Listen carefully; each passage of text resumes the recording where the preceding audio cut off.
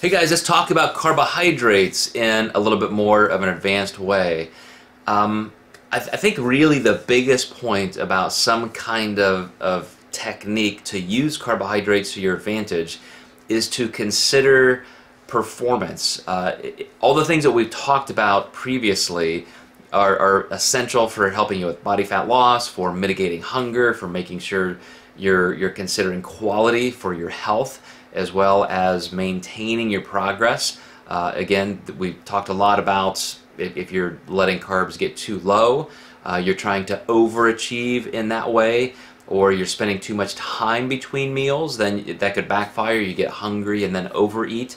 So there are all kinds of reasons why you wanna stay in your lane when it comes to how you're scheduling carbs and looking at quality and all that. But for those of you who want to go to that next level, who want to take it to more of a performance basis, then I want to talk about that and how you can really focus on getting the most recovery and even the most energy for performance going into training. So you'll hopefully remember I talked a lot about the pre-workout meal, and I do consider that having some simple carbohydrates pre-workout can be very helpful.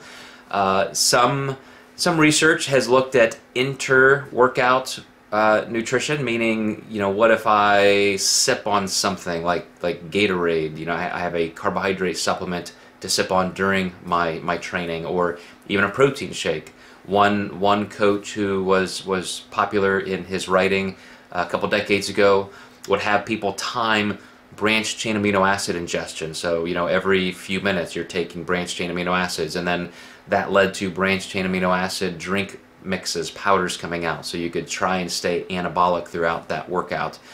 But I would say some of that has also been refuted by research, that you don't necessarily need to be that focused, especially when training times are typically an hour or less.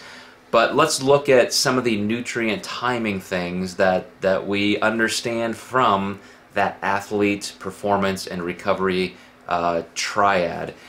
There was a book a long time ago that came out that I think really opened the door to this topic, and it was Nutrient Timing by Doctors Ivy and Portman.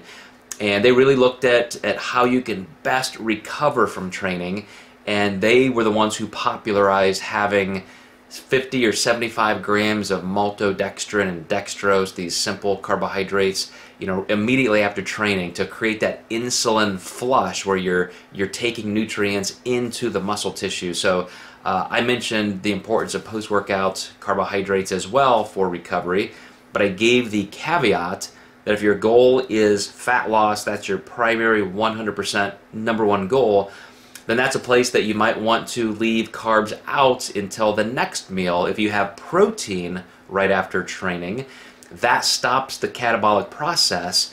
Carbohydrates rev you up into an anabolic environment for recovery, but if you delayed the carbohydrates to that second meal after your workout, you can extend body fat loss. That metabolic enhancement from the training can extend out a couple hours, so that instead of using the carbs from your post-workout meal, you're continuing to use body fat at that accelerated post-exercise status. So what I would do, if you're really interested in performance, is always make sure that you do have enough energy going into the training. Make sure you've got that pre-workout snack scheduled, you've got foods that digest really well and give you energy. They don't leave you hypoglycemic, they don't leave you with a really heavy gut. If you consume too much food right before training, a lot of the blood flow in your body actually gets shuttled to your organs, and you have less for performance.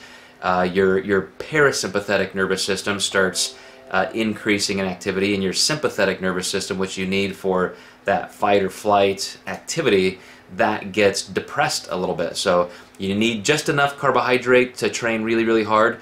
You can try, if your goal isn't body fat loss, especially when you're in maintenance levels, using some inter-workout carbohydrates, small amounts, if you feel that's necessary, especially if you're training with a lot of intensity. But then the one thing to try is to maybe prioritize some of your carbohydrates into your post-workout meal, so that you really recover well. Even if you're taking them from later in the day, I think putting some of those post-workout, you may see that helps mitigate hunger later in the day, and stacking them on the back end of your workout actually enhances recovery and strength, especially going forward into those next workouts. So it becomes very cumulative. So again, a little concept that that we might want to discuss on the forum.